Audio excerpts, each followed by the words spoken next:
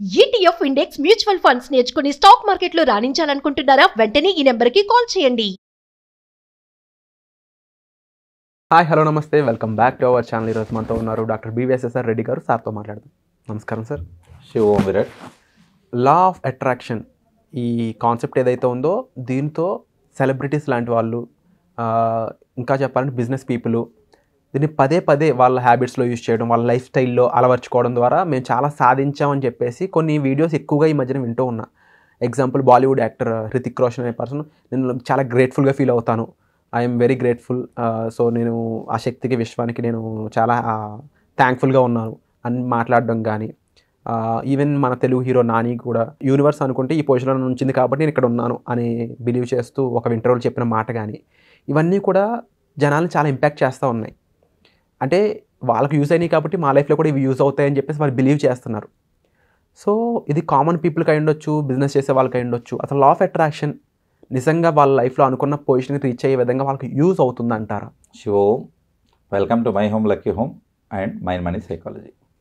ఇక్కడ ఈ law of attraction అనేది ఇప్పుడు మనము వాళ్ళ రిజల్ట్స్ చెప్తుంటే మనం వింటున్నాం, కానీ మనకు ఎప్పుడో పురాణాల్లో మనకు ముందు నుంచే ఉన్నాయి అని అంటే ప్రూఫ్స్ ఇప్పుడు మనం చెప్తున్నట్లుగా ఇంతకుముందు ఎప్పుడో చెప్పబడ్డాయి. అవన్నీ కూడా మనకు పురాణాల ద్వారా, కథల ద్వారా మనకు వినిపించబడ్డాయి. సో దాంతో ఏమర్థమవుతుందంటే ఈ సబ్జెక్ట్ ఇప్పటిది కాదు, కొన్ని వేల సంవత్సరాల కింద నుంచే ఉంది అని. ఎందుకనంటే ఇక్కడ మనం చెప్పినట్లు వేదాల్లో యజుర్వేద, అథర్వవేద, సామవేదం వేదాలు ఏవైతే ఉన్నాయో అందులో యజుర్వేదంలో మనకు ఏం చెప్పారని అంటే ఇక్కడ యత్ పిండే తత్ బ్రహ్మాండే అని చెప్పారు. యత్ పిండే తత్ బ్రహ్మాండే అని అంటే చాలా మంది అనుకుంటుంటారు ఏంటిది అని చెప్పేసి. ఏంటనంటే నీలో ఏదైతే ఉందో విశ్వంలో అదే ఉంది. ఇది దీని అర్థం ఇది. సో ఇది ఎప్పుడు చెప్పారు? వేదాల్లో. అంటే దాదాపుగా 40,000 సంవత్సరాల ముందే మనకు ఈ విషయాలు అనేది తెలియడం జరిగింది అన్నట్టు. సో ఈ అర్థం ఏంటిది దీంట్లో అనేది మనం చూసుకున్నట్లయితే ఈ డిజైన్ కానీ మన బాడీ స్ట్రక్చర్ కానీ ఏవైతే ఉన్నాయో అవే విశ్వంలో కూడా ఉన్నాయి. కాబట్టి మన న్యూరాన్ తీసుకుంటే న్యూరాన్ షేప్లో అక్కడ యూనివర్స్ ఉంటుంది. ఇక్కడ మనం కంటిని తీసుకుంటే అక్కడ కంటి దాంట్లో నెబులా ఉంటుంది. కాబట్టి ఆ రకంగా మన శరీరంలో ఉన్నటువంటివి ఆడ మిమిక్ అవుతూ ఉంటాయి. సో దాని అర్థం ఏంటంటే మనము వేరే కాదు, యూనివర్స్లో ఒక భాగమే అని అర్థం. అంటే ఏంటి?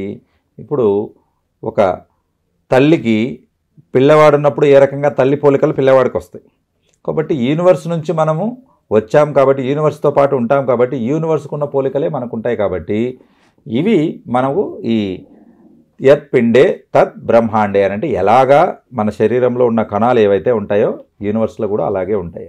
దీని యొక్క అర్థం ఏంటి? దీన్ని మనం ఎలా వాడుకోవాలని అంటే మనము యూనివర్స్కు ఈజీగా మనం కనెక్ట్ అవ్వగలుగుతాము అనేది తెలియడానికే ఇది చెప్పుకున్నాం. సో దాని అర్థం ఏంటి? ఇప్పుడు మనము మన పెద్దలు చెప్తారు, ఏదైనా చెప్పే ముందు జాగ్రత్త, తదాస్తు దేవతలు ఉంటారు కాబట్టి ఆలోచించి మాట్లాడండి అని చెప్పేవాళ్ళు. అది మనకు చాలామంది చూస్తూ ఉంటారు. ఏదైనా పొరపాటు కానీ ఏదైనా నెగిటివ్ చెప్పినప్పుడు క్షమాపణ చెప్పడం అనేది జరుగుతుంది. సో నిజంగా తదాస్తులు పైన తిరుగుతున్నారా లేదా అనేది కొద్దిసేపు మనం పక్కకు పెడితే అసలు అలా చెప్పడమే తప్పనేది మనకు పూర్వీకులు నేర్పించడం జరిగింది. కాన్సెప్ట్ ఏంటంటే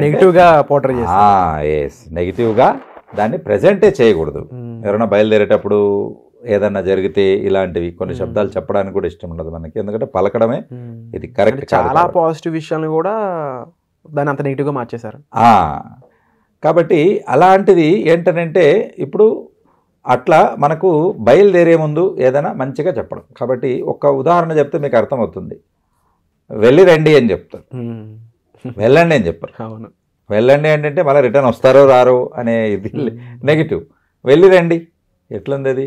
వెళ్ళండి, పని చేసుకొని రండి, క్షేమంగా వెళ్ళండి, లాభంగా రండి. ఇది ఇంకా సూపర్. సేఫ్టీగా వెళ్ళండి, పని చేసుకోండి, లాభంగా డబ్బులు తీసుకొని రండి. కాబట్టి ఇక్కడ ఏంటంటే మనం ఇక్కడ మనకు వచ్చే ఇది మన వర్డ్స్ కూడా మనకు నేర్పించడం ఆ రకంగా జరిగింది అన్నట్టు. ఈ దీంట్లో ఈ థాట్లోనే మనకు వస్తుంది ఏమని? పాజిటివ్నెస్. ఈ పాజిటివ్నెస్ ఎప్పుడైతే మన ఆలోచనలతో మన మనసులో నిండిపోయి ఉంటుందో యాక్షన్ కూడా అలాగే ఉంటుంది. కాబట్టి ముందు నువ్వు ఏం ఆలోచిస్తావో అదే నీకు జరుగుతుంది. రిపీటెడ్గా ఒక అతను యాక్సిడెంట్ గురించి ఆలోచిస్తూ అదే వీడియోలు చూస్తూ వాటి గురించే ఎక్కువగా మాట్లాడుకుంటూ బయలుదేరితే డెఫినెట్గా యాక్సిడెంట్ అవుతుంది. ఎందుకనంటే ఆయన ఏమని యూనివర్స్ని కోరుకుంటున్నాడు, యాక్సిడెంట్ చుట్టూతో ఆలోచనలు వస్తున్నాయి, ఇలా జరిగింటే ఎలా ఉండింది, ఇలా జరిగింటే ఎలా ఉండింది అని. అదే ఇస్తుంది. చాలామందికి ఒక డౌట్ వస్తుంది, మనం ఏం చెప్తుంటామనంటే ఈరోజు మీరు ఏ పొజిషన్లో అయితే ఉన్నారో గత టైంలో మీరు ఇలా కోరుకున్నారు కాబట్టి ఇలా ఉన్నారు అని చెప్తాం. జనాలు అప్పుడు క్వశ్చన్ వేస్తారు, అదేంటి సార్ నేను కష్టాల్లో ఉన్నాను, నేను కష్టాలు ఎప్పుడు కోరుకోలేదే, నేను అప్పుల్లో ఉన్నాను, నేను అప్పులు కావాలని ఎవరు కోరుకోలేదు, ఇన్ఫ్యాక్ట్ ఎవరు అప్పుల పాలు అవ్వాలని ఎవరు కోరుకోరు అని చెప్తే మనకి యూనివర్స్ ఏం చెప్తుందంటే లేదు, నువ్వు కావాలని కోరుకున్నావు, ఇంకా ఒకసారి గతం నువ్వు రివైండ్ చేసుకో అంటుంది. రివైండ్ చేసుకున్నప్పుడు ఈయనది గత 3 సంవత్సరాలు లేకపోతే 5 సంవత్సరాల చరిత్ర తీసుకుంటే ఎప్పుడు అప్పుల గురించి ఆలోచించేవాడు కాబట్టి అప్పులు వచ్చాయి. ఇతను ఎప్పుడు యాక్సిడెంట్ గురించి ఆలోచించేవాడు కాబట్టి యాక్సిడెంట్స్ వచ్చాయి. కాబట్టి ఇంకొకతను ఎప్పుడు నష్టం జరిగితే కష్టం జరిగితే ఎలా అనుకుంటున్నాడో కష్టం ఇస్తుంది. కాబట్టి మీరు పలకడం కానీ మీ చేయడం కానీ అంటే థాట్లో యాక్షన్లో ఈ రెండిట్లో కూడా నెగిటివిటీ అనేది ఆల్మోస్ట్ తీసి పక్కకు పెట్టాలి. నేచర్లో నెగిటివిటీ అనేది ఉండదు, గుర్తుపెట్టుకోండి. ప్రకృతి పుట్టించడమే తెలుసు, ప్రకృతికి డబుల్ ట్రిపుల్ చేయడమే తెలుసు, రైట్. కాబట్టి ఈ రకంగా ఆశీర్వాదం ఇవ్వడమే తెలుసు. ఎప్పుడు కూడా నెగిటివిటీ థాట్ అనేది మీరు పూర్తిగా మైండ్లోంచి మీ హార్ట్లోంచి పూర్తిగా దూరం చేస్తే అప్పుడు ఓన్లీ పాజిటివ్ రిజల్ట్సే వస్తాయి. ఫెయిల్ అవుతానేమో అనుకొని రాసేవాడు డెఫినెట్గా ఫెయిల్ అవుతాడు. మీరు బాగా చూసింటారు, పేపర్ అసలు ఎలా వస్తుందో ఏమో, నేను చదువుకునే వస్తాయో రాదో, అసలు రాకుండా వస్తే ఎట్లా, నాకు ఆన్సర్స్ తెలియని ప్రశ్నలు వస్తే ఎట్లా అనగానే అవే ప్రశ్నలు ఉంటాయి. అంటే ఒక్కోసారి తెలిసిన విషయాలైనా కూడా ఒక గురువు ద్వారా వింటే తప్ప దాని సూక్ష్మంగా దాని అర్థంగానే మనం తెలుసుకోలేము. సో ఇప్పుడు అదే జరిగింది అనిపించింది నాకు ఈ ఎపిసోడ్ ద్వారా.